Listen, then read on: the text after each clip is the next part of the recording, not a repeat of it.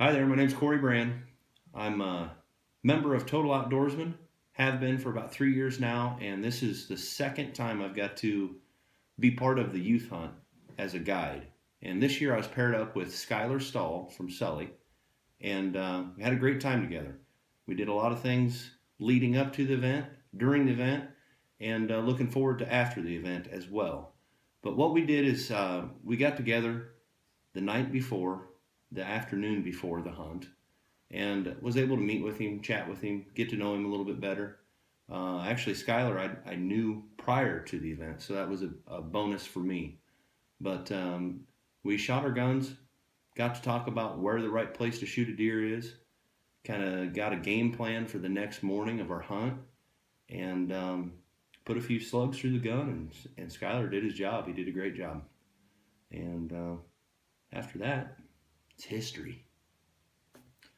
So the hunt was on the morning of September 16th, and the previous day we hashed out all the details about when to meet and where to meet and so on and so forth.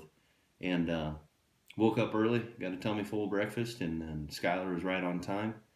And the weather the year before was a full moon and not the greatest deer hunting. This time, no moon, however, it was hot. So not the best deer movement weather. But we did get in, only busted a deer or two, and got into a redneck blind that I got set up on a food plot of sorghum, soybeans, corn, and even alfalfa in there. From trail cameras, what I was seeing is deer coming in mid-morning, feeding, and then also there's a kind of a scrape line out there in front of the blind too. So combination of everything. So usually every morning between 6:30 and 8:30 we had deer movement. So we got in, and another TO member, Matt Harkers, came in and actually videoed the hunt for us, which was an added bonus. Thank you, Matt, for doing that.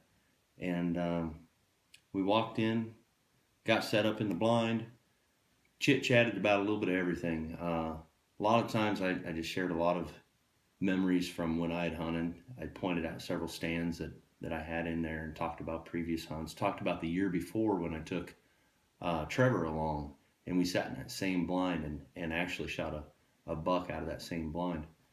But had a lot of fun. Skyler did well. He stayed still and reasonably quiet, and about 7:15 we started to see the deer move in. And actually our first deer that we saw was the buck that we ended up harvesting. And he came in from our left. There was a small opening in the woods that had a path that I had mowed. He came in from there and was in no big hurry at all. I thought that we were going to get a shot off reasonably quick. Well, with 3 people in the blind, it was a little bit difficult to get the gun positioned in the right window and get him sat to where he could hold the gun comfortably.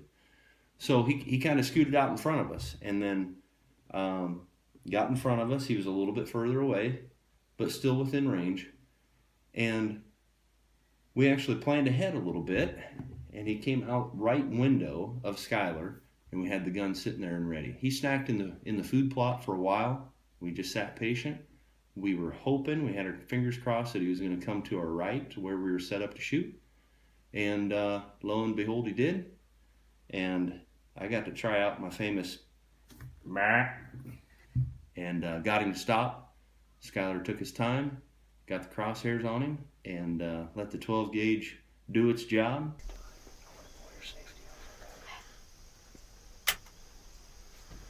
Matt, there's your shot. Take it.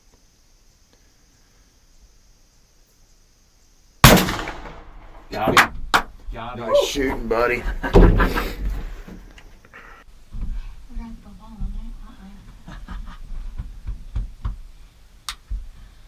That's the thing, it hurt my shoulder anymore.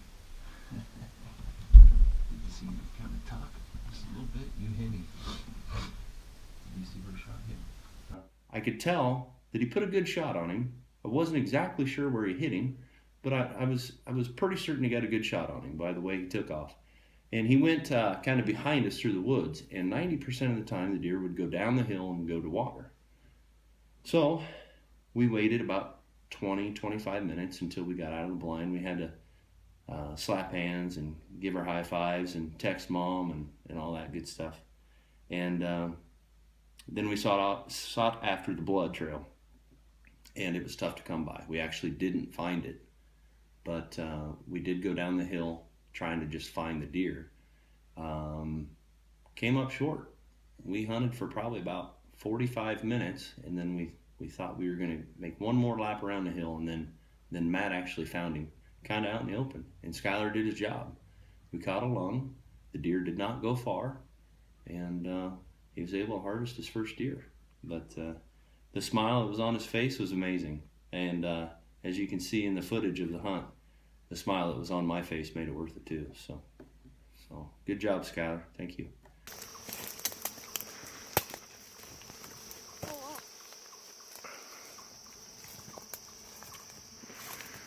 Not a bad shot either. And you didn't think he was a buck. So what was it then? He's still alive? No. So I killed him? Yeah, you killed him. This here, I believe, is genetics of a buck I call Hershey. He's got a darker rack on him. That's kind of cool. Usually they're whiter than that. I have one more. I didn't know this way. Yeah. Count him up. It's probably an 8-pointer. 8-pointer. Not too shabby. Bad.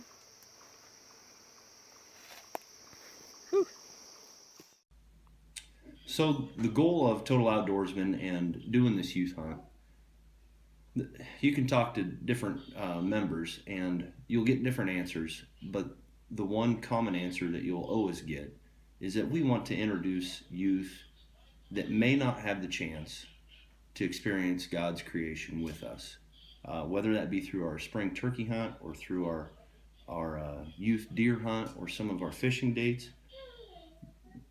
We're trying to connect with the young kids that typically would not have that opportunity. And then, of course, throughout that process, share the gospel with them.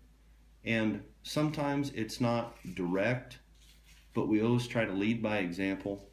And in a lot of cases, too, we are direct as well. The thing that really makes it worth it to me is, I mentioned it earlier, just the smiles, just the joy and excitement that you can see not only on the kid's face, but on the guide's face as well. I was smiling big. I was really proud of him. He did a great job, and I know that he was proud too.